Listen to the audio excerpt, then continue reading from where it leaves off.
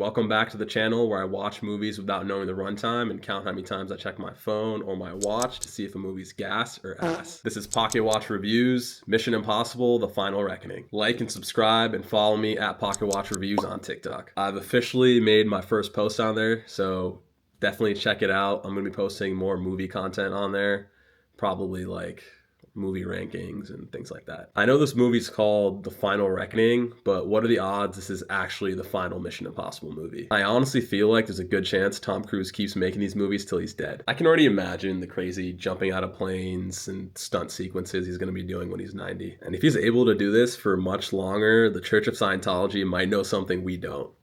Or he's an alien or something, I don't know. I might need to convert to find out. And it's crazy. For the first time ever, when Tom Cruise was doing the press and everything before this movie, I was looking at him and I was like, wow, he actually kind of looks old. But honestly, I don't really care because he's the only actor that consistently gets people to show up in theaters for his movie and feel like it was worth their time and money. Anyways, let's get to the Pocket Watch predictions. I think this movie is going to have a runtime of 2 hours and 35 minutes. I feel like it could maybe be longer than that, but I'm taking a shot in the dark. This franchise typically doesn't have movies that are super long, but the first part, Dead Reckoning Part 1, was on the longer side. I'm predicting I'm only going to check my phone or my watch once during this movie, so only one pocket watch check. Let's see how it goes and if Tom Cruise still has the sauce. Sauce.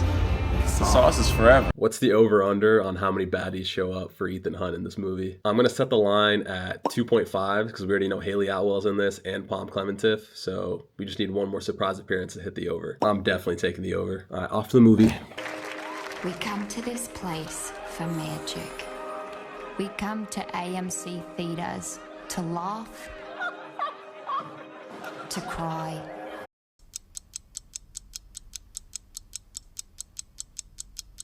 We're back from the theater, and the last hour or so of that movie was exhilarating, but the real question is, does that make up for the rest of the movie? But first, let's get right to the pocket watch checks. I predicted this movie would have a runtime of 2 hours, 35 minutes. It ended up having a runtime of 2 hours, 49 minutes, and it definitely felt long, I can tell you that. I predicted I would only check the clock once during this movie, and I ended up being right. There was only one pocket watch check. I checked the time around the hour, 34-minute mark, right when the submarine scene had just started. I felt like till the submarine scene, there wasn't much of significance that had happened, and it was mostly just recaps of the prior movies and build up and exposition. So I felt like I was in a bit of a lull and I kind of had to check the time then. But what we did get to see leading up to that is Tom Cruise on the treadmill with an oxygen mask again, like he was in Top Gun Maverick. If I had a nickel for every time I've seen that in the theaters, I would have 2 nickels, which isn't a lot, but it's still weird that I saw it twice. As for end credit scenes, there weren't any, and this was the first movie in a while where I felt like it was actually a 50-50 toss-up where this could have had one. None of the prior Mission Impossible movies have had post-credit scenes, but supposedly there was one planned, according to the director, Chris McQuarrie. But I guess Tom saw the last 10 minutes of the movie and decided that no post-credit scene would be required. All right, let's get to talking about the movie. There was a lot about this that I loved. The submarine sequence could have been drawn out for some people with the lack of dialogue and music, but honestly, the lack of those things for me added to the experience. It was jaw-dropping watching it in IMAX, and that scene built tension like I haven't seen in a minute. And no lie, when he had to cut his suit off to fit through that tube, I felt like I had to hold my breath too. You could feel the James Cameron influence in that submarine scene. It was like a combination of the Titanic and the second Avatar movie. It was fantastic. It's even crazier that the submarine scene pretty much leads right into the biplane scene for crazy back-to-back stunts without much of a break in between. That biplane scene is already one of my favorite stunts in the whole Mission Impossible franchise. The fact that Tom Cruise did that stunt at the age of 60 is actually insane. I can't even imagine how much time and effort they put into filming that. Both of those crazy stunts made the second half of this movie an absolute joy to watch, especially on an IMAX screen. But throughout the first half of this movie, there were a lot of decisions they made that I thought kind of worked and kind of didn't. The casting, for the most part, I thought was great. I just don't know how I feel about casting TV stars for pretty small roles in this movie just because they're popular, I feel like. On one hand, it worked for Tremel Tillman, who plays Milchek in Severance. He got a decent amount of screen time, and I thought he brought a very necessary, funny, intense energy. I loved every second he was on the screen, and I honestly think he has potential to be a pretty big movie star. But unfortunately, it didn't work for me with Hannah Waddingham, who plays Rebecca in Ted Lasso. I think she's super talented, but I feel like they didn't really put her in a spot to succeed in this movie. She barely had any screen time, and it's tough because they had to have her do an American accent because she was someone in the US military, so it just felt a little out of place. It did seem like they just kind of threw her in just to have her be part of the cast. And I guess you could say the same thing for most of the actors playing the president's advisors. But another thing that kind of worked and kind of didn't was how they tried to make retroactive changes to the other movies in the franchise. It seems like they wanted to tie everything together nicely to form one connected story across all the films. And to be fair, it's no easy task to have to wrap up an action franchise of 30 years. Although I have to say, when they tried doing this, one of the things that really worked for me was bringing back William Dunlow from the first movie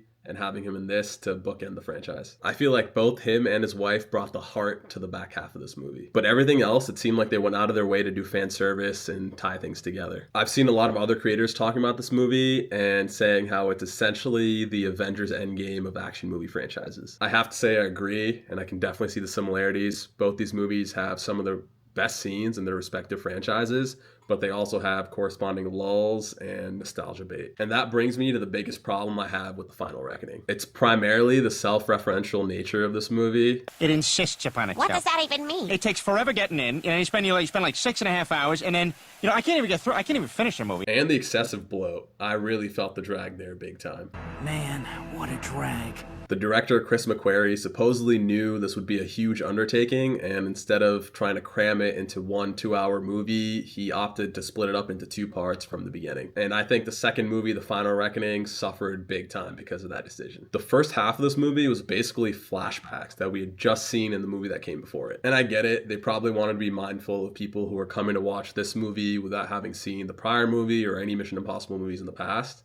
But at that point, if you're going to spend half the movie recapping the prior movie, why even make it 2 parts? Putting both of these movies together had so much potential. It could have been one tight movie that would have probably been one of the best in the franchise. I think they need to make a special cut of this movie where they combine Dead Reckoning and The Final Reckoning into 1 part and cut out all the fat. What really didn't help this movie's case was the abysmal editing. It seemed like the movie was all over the place tonally and the way the scenes were structured, especially in the first half. The way they edited some of the flashback scenes, and even the scene with Luther and Gabriel at the beginning of the movie, it didn't make any sense to me. I also have some other nitpicks that aren't as big of a deal, but it's still annoying considering how good this franchise has been in the past. This was one of the only movies in the franchise where I felt like the jokes and gags didn't land as much. Typically, I feel like there's more of a sense of fun amidst the danger. Plot-wise, I also had some issues. The first issue I had was with Luther not making a backup poison pill. Like, come on, the whole world is relying on this one device and you only make one.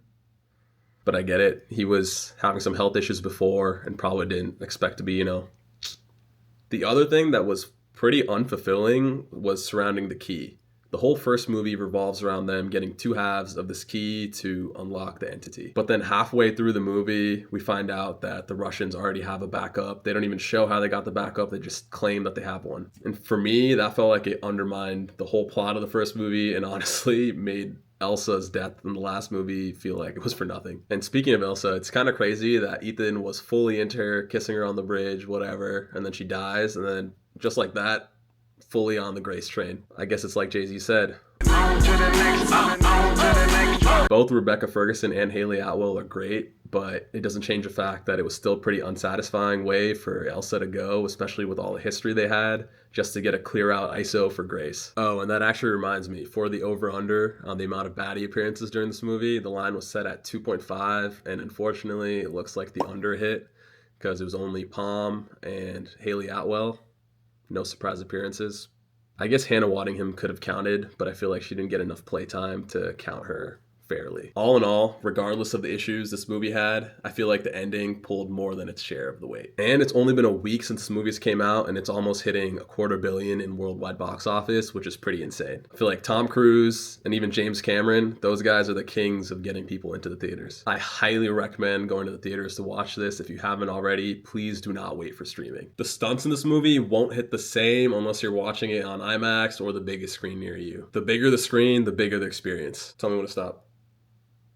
It honestly feels like these Mission Impossible movies of late have been built around the stunts Tom Cruise wants to do, and the plot and editing, everything else just comes secondary to that. It's just the means of getting to the stunt. And the crazy thing is you can't even blame him for it because it's proven that people will show out in theaters for him, and then when you see the stunt in the theater, it always feels like it was worth your money. Overall, I think I have to give this movie a 3.5 out of 5. Even though there were a lot of plot and cohesion issues, I feel like the stunts did a really good job of bringing the rating up for me. Although I'd say it's a high 3.5, Probably a 3.75 in actuality, but I don't feel comfortable rounding it up to a 4, so it's going to sit at a 3.5.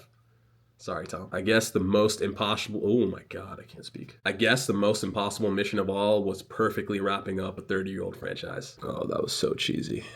But that's a wrap on this episode. See you next week.